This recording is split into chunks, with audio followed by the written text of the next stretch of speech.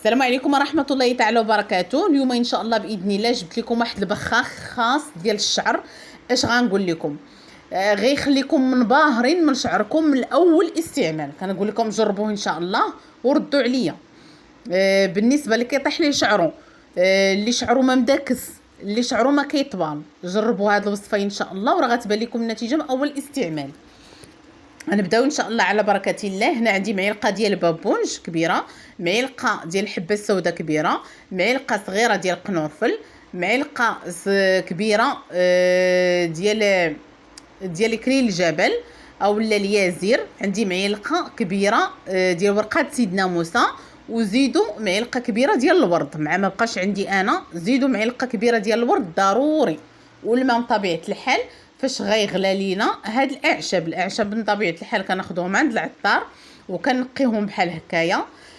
اش غنقول لكم؟ جربوه جربوه جربوه، ردوا عليا ان شاء الله واش بانت لكم النتيجه ولا لا.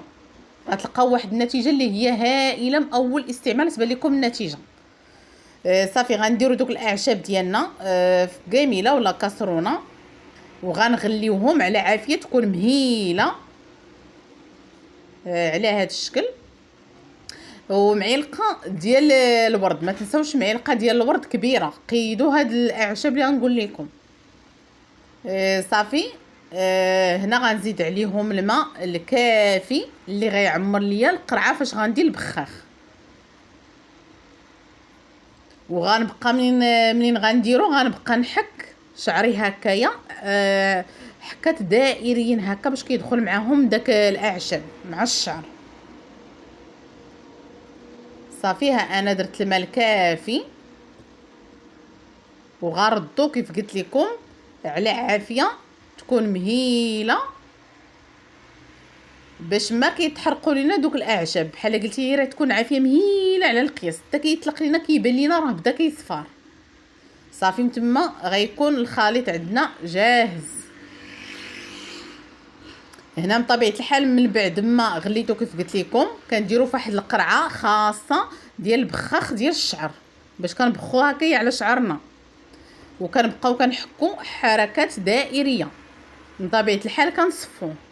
اش غنقول لكم؟ جربوا ان شاء الله راه تلقاو واحد النتيجه اللي هي هائله. ها نتوما كيفاش كنوريكم بقاو تفركوش الفوره ديال الشعر. نتيجه اللي هي هائله هائله بالنسبه للتساقط ديال الشعر وداعا ليه. اللي ما كيطول ليه شعره راه غتبان ليه النتيجه وغيبان لكم الشعر باللي بدا كيتاكس. ولكن بعد ما نغسلوا شعرنا ضروري نزيتوه، حيت هاد الوصفه شنو تضيفوا لي فيها هو كتنشف شويه الشعر. منين غنغسلوا شعرنا كيف قلت لكم نزيتوه، واللي ما كاينش ليه شعره راه غيبقى بالوصفه عادي. نتمنى تكون عجبتكم الوصفه وبالصحه والراحه.